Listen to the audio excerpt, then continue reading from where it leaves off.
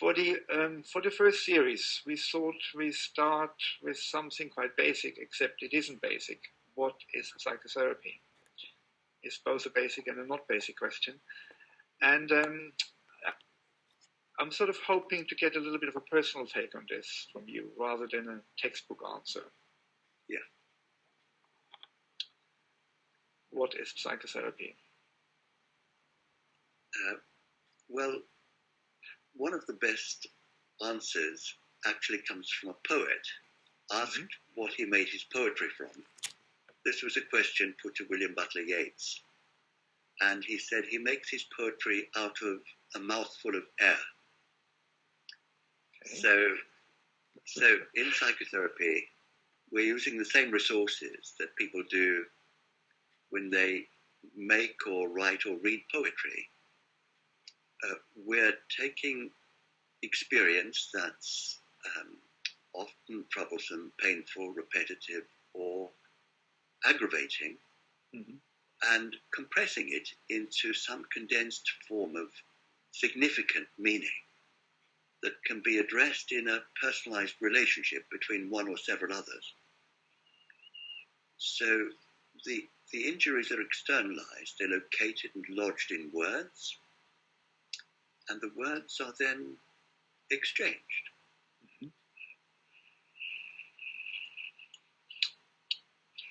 Well, I should now ask you what is not psychotherapy. Because, I mean, what you describe, goes, poetry. I think many art forms, actually, that involve language. Yeah. Well, I speak and I work under the influence of Winnicott, and in one of his most influential papers, the one most psychotherapists read and grapple with early in their training, the one on transitional objects and phenomena, he runs through what he describes a transitional object to be. And then he poses the interesting question, what becomes of it in the life of a child who's maybe 4, 5, or 6? He says it doesn't get experienced as a loss, and it's not mourned, but it does disappear. And he suggests it disappears because its significance comes to imbue the child's entire world with its symbolic meaning. And in psychotherapy, we're taking a process as fundamental as this and compressing it into a reparative discourse. So it's a healing relationship, in my view, but a healing relationship of a very particular kind. Yes, I mean, we have Winnicott in common, so, and I think it's a wonderful idea to sort of think about, what happens with the transitional space and how it becomes internalized or how it becomes metabolized. And I'm thinking now also in terms of groups and what might happen in a group setting. And I'm sort of wondering if you had any observations to share. Well, in the current development of group analysis, there's a lot of interest in way language works amongst people.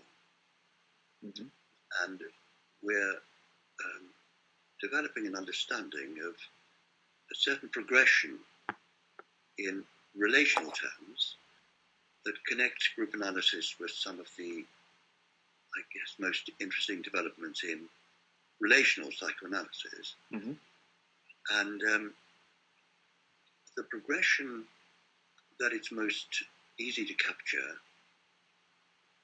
moves from monologue, which was the original form of communication in psychoanalysis. The patient was on the couch, the analyst was sitting behind, outside, of eye contact, and the analyst attended to the patient's monologue. The progression from there, as object relations theory replaced instinctual analysis or classical theory with a bipersonal field, shifted our attention to dialogue in analytic work. And for many decades, the dialogic imagination was the basis of the psychotherapeutic encounter. With the emergence of a three-body psychology in group analysis and family therapy, what we've seen is a focus now on discourse. So we're looking at progression from monologue through dialogue to discourse. Discourse being a complex exchange amongst three or more people where there's no single narrative line. It's relatively unpredictable. And its basis is the elementary form of conversation that we all know most about from our family life. That gets replicated in a therapy group in some more extended form and is explored, distilled, unfolded in a variety of different ways. But it's the discourse through which the therapy takes place. Now, I've heard said, I can't actually remember by whom, that couples tend to repeat the same conversations over and over. I think it's an idea from family therapy. And in one idea that in couples and family therapy that you sort of aim to have a new conversation or new conversations. Yes. Now, when I think about Winnicott and transitional and the transitional space and transitional phenomena, that kind of thinks with me that the new conversation comes out of the transitional dynamic. But I don't know if that's something you would sort of sign up to when you think of a group rather than a couple or a family. Most definitely.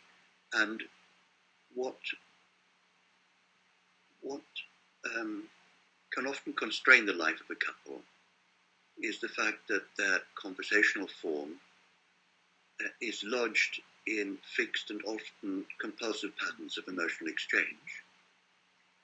When we bring people into a group of strangers, and we call therapeutic groups stranger groups for these very definite reasons, when we bring a group of people together like this, then of course groups can settle down to these patterns of compulsive repetition in the exchanges, and the experience can become frustrating, slightly oppressive, and often boring.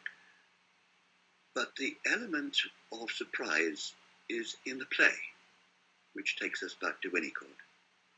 Because what we're educating people to do is, in a way, play with their own experience in the company of others.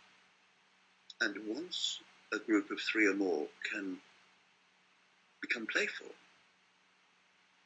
with experience that has words, and often with experience that has a wordless basis, then you're in the realm of the unpredictable, and you're often in for big surprises.